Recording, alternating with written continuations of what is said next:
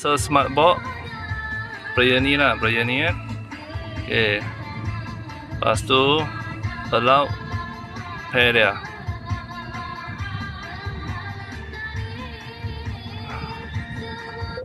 Okay, allow pair dia. Tunggu dia pair dulu. Selepas dia pair, okay, dia masuk dah. Yang ni continue. Bila continue, dia dah link dah dengan kita punya Android. Okay, sebab dalam channel saya ada orang nak tengok dia boleh main YouTube ke tak kan.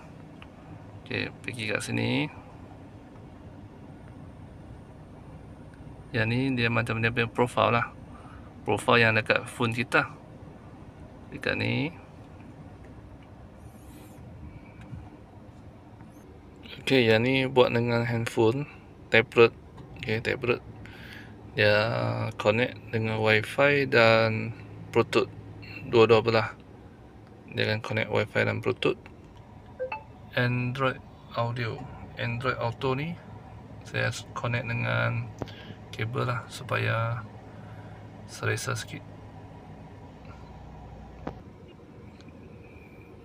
Okay, dia sudah siap dapat jalan dah. Okay,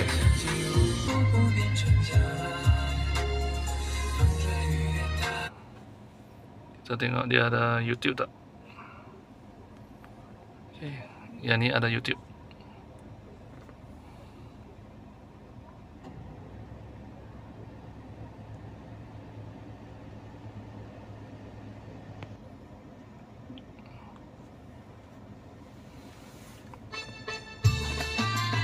Yang ni YouTube.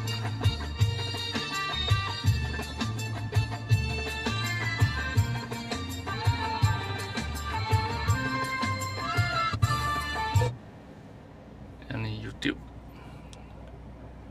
Okay, YouTube Katube. Okay, Katube saya tak pandai main lagi, tapi boleh ramai kan. Katube.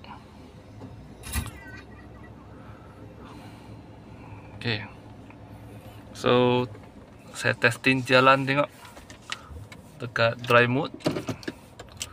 Okay, saya try tengok dia akan hilang tak.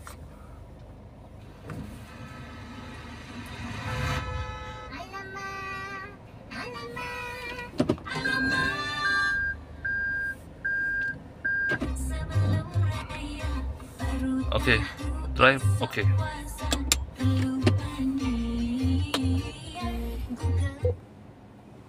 so YouTube yang dalam Android Auto, kamu kena install Katube.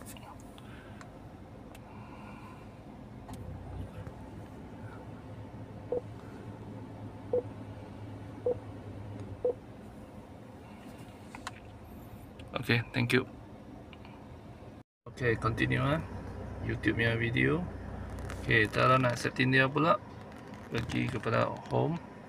Kalau tak jumpa dia, pergi home, pergi setting, pergi connection ni, pergi pair device. Yang ni you akan nampak benda ni. So you just biar macam ni je. Biar macam ni, you punya YouTube boleh pakai lah. Nah, you punya Android player boleh guna lah. Okay, kita dengar lagu.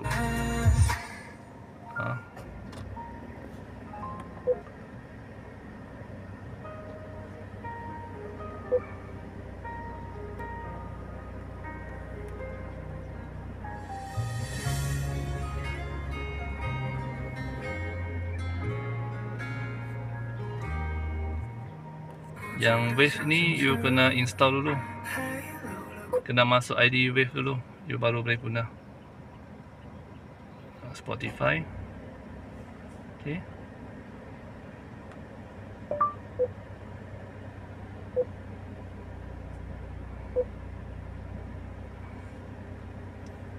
okay.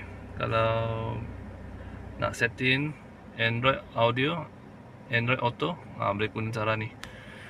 Make sure you beli yang macam ni lah. Ini best. Okay, thank you